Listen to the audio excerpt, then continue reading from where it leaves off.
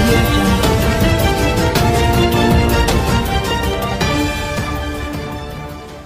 చాలా లేటుగా అందిన వార్త ఏంటంటే ఈ రోజు ఉదయం షూటింగ్ కు వెళ్తున్న హీరో నానికి కార్ యాక్సిడెంట్ జరిగింది.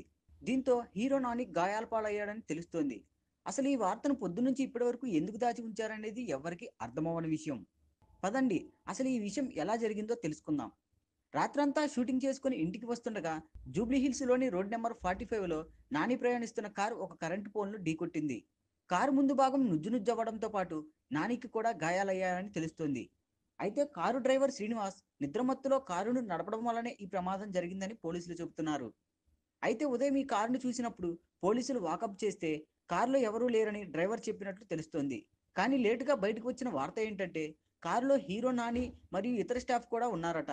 పైగా నాని ముఖానికి గాయాలు కావడం వల్లనే ఇప్పటి వరకు వార్తను దాచిపెట్టారని కూడా వార్తలు వస్తున్నాయి. నిజానికి సదరు కారు నెంబర్ TS07FC 0024 కావడంతో పోలీసులు వెంటనే ఇన్వెస్టిగేషన్ చేయగా అది హీరో నాని తండ్రి గంటా రాంబాబు పేరు మీద ఉంది.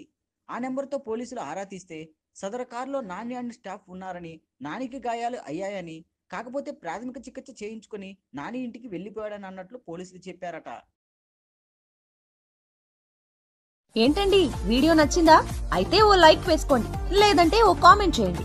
ఎప్పటికప్పుడు మా వీడియోస్ చూడాలంటే సబ్స్క్రైబ్ చేసుకోండి.